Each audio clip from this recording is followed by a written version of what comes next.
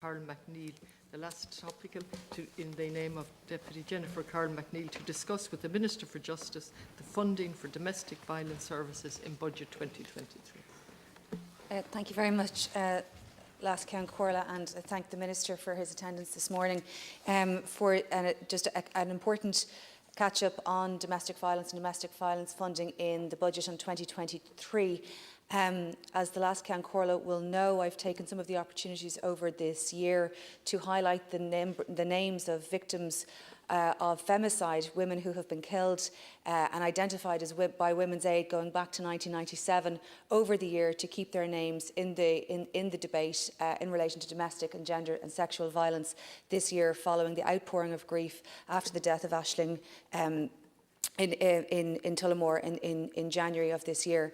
So the 19 women who died in September in this way include Elizabeth McCarthy, Maeve Byrne, Bettina Pushell, Anna Finnegan, Theresa Doherty, Lisa Doyle, Ingrid Machakoke, Linda Dunn, Anne Henry, Janet Mooney, Brenda Ahern, Sharon Coughlin, Melissa Mahan, Sheila McDonough, Margaret Fahy, Eileen O'Sullivan, Mary O'Brien, Patricia Kearns, and Raynard Murray. And Raynard Murray died, I will never forget it, we were about the same age. It was a first weekend back in towards after the summer, back into college.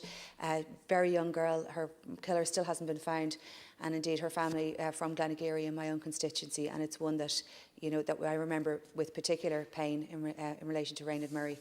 And the 22 women and girls who died in October are Charlene McAuliffe, Rachel O'Reilly, Amanda Jenkins, Geraldine Cassan, Manuela Riedo, Christina Hackett, Rebecca French, Meg Walsh, Joanne Mangan, Gillian Thornton, Marion O'Leary, Lorraine O'Connor, Amanda Carroll, Joslita De Silva, Kathleen Cudahy, Rosemary Dowling, Aoife Phelan, Anne Colomines, Rachel Kiley, Natalie McGuinness, Seema Banu and Catherine Mullins. And a number of those women's children were also killed at the same time.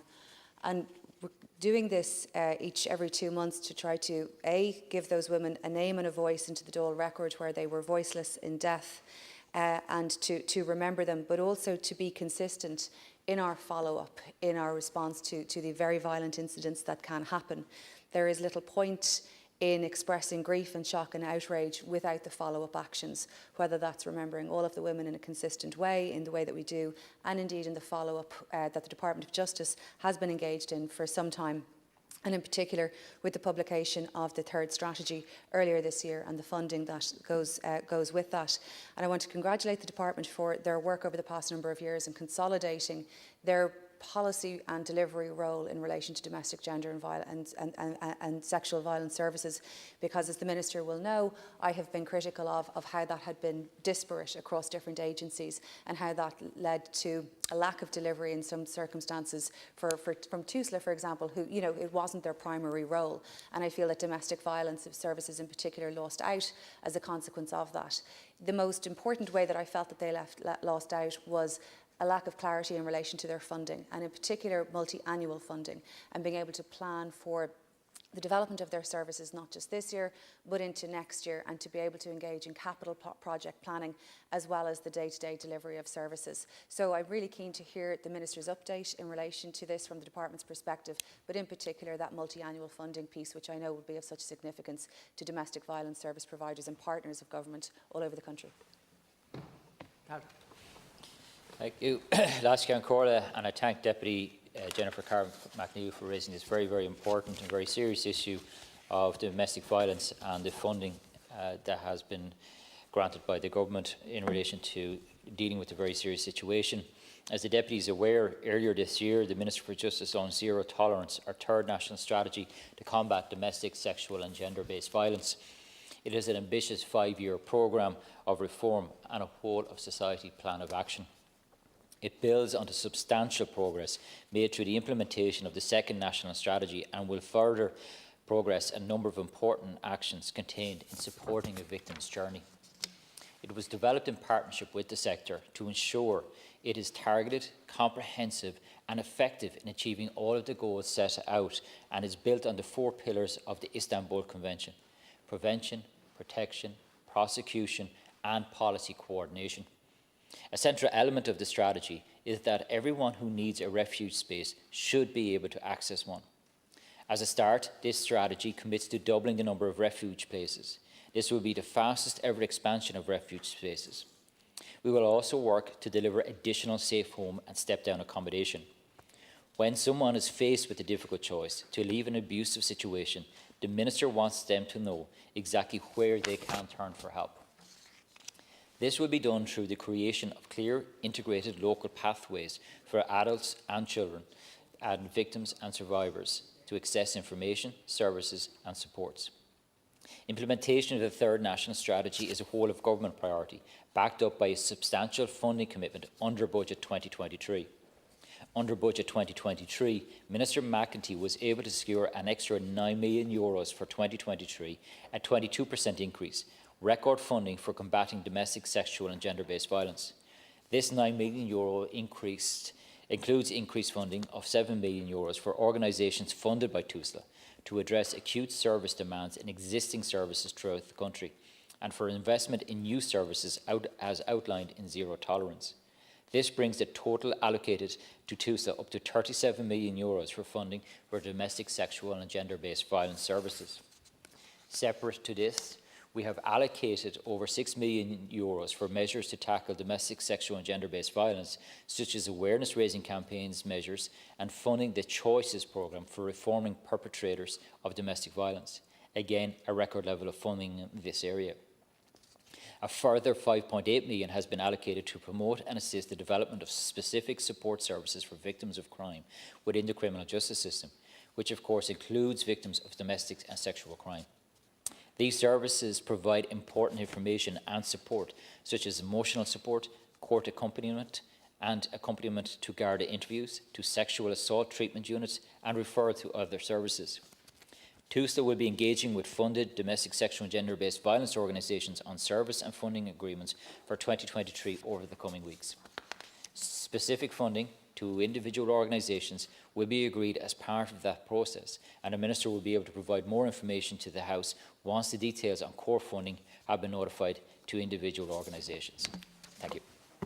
Thank you, Minister. And so if you're providing funding agreements for 2023 over the coming weeks, that's a big improvement, because so 2023 agreed in 2022. It seems so obvious, but I've worked with organisations who received funding for that year, for that calendar year, say in November of that calendar year, being signed off. And you cannot work in that way. Obviously, you cannot work in that way. And the names that I've read out, of course, not all of them were in domestic violence situations. Some of them, including Aisling Murphy, Raynard Murray, the violence against them was at the most extreme end of the scale and was random in nature.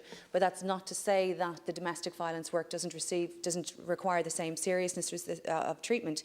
So what I would ask is two things. One, what has been the expansion of domestic violence spaces already this year in 2022?